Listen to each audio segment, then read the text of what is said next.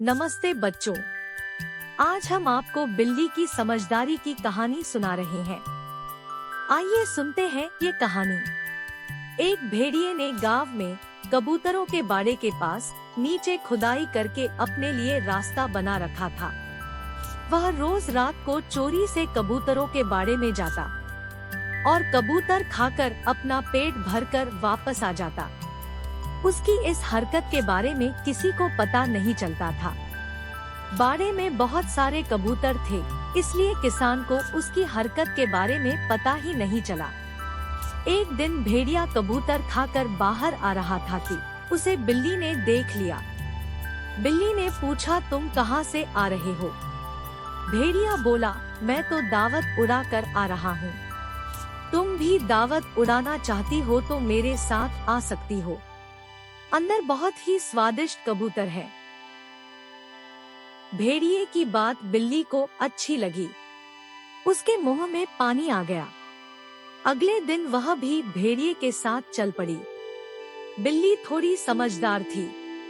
वह भेड़िए से बोली, इंसान बहुत चालाक होते हैं, इसलिए इनसे सावधान रहना। भेड़िया शेखी भंगारते हुए बोला, मैं तो बहुत दिनों से यहाँ कबूतर खाने आता हूँ। किसी को खबर तक नहीं हुई, तुम चिंता मत करो। भेड़िए और बिल्ली ने कुछ दिन तो मजे उड़ा लिए, लेकिन एक दिन किसान को उनके बारे में पता चल ही गया। किसान ने अपने नौकरों से कहकर एक गहरा गड्ढा खुदवाया और उसे पत्तों से ढक दिया। अगले दिन जब भेड़िया और बिल्ली आए तो वो दोनों उस गड्ढे में धड़ाम से जा गिरे। भेड़िया बोला, तुम सही कह रही थी, हमें सावधान रहना चाहिए था। तुम समझदार हो।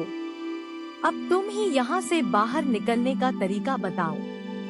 बिल्ली बोली, हमें मरने का झूठा नाटक करना पड़ेगा, तभी हम इस गड्ढे से बाहर निकल सकते हैं। किसान और उसके नौकर हम पर लाठियां बरसा सकते हैं, लेकिन हमें दर्द सहना पड़ेगा और हमें बिल्कुल भी हिलना नहीं है। जब उन्हें यकीन हो जाएगा कि हम मर गए हैं, तो वो हमें खुद ही बाहर फेंक देंगे। भेड़िए को बिल्ली की बात सही लगी।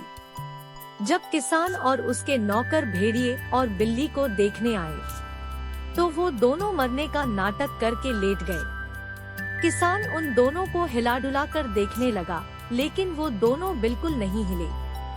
तब किसान को यकीन हो गया कि वो दोनों मर गए हैं। उसने अपने नौकरों से कहा कि इन दोनों को गड्ढे से निकालकर बाहर फेंक दो।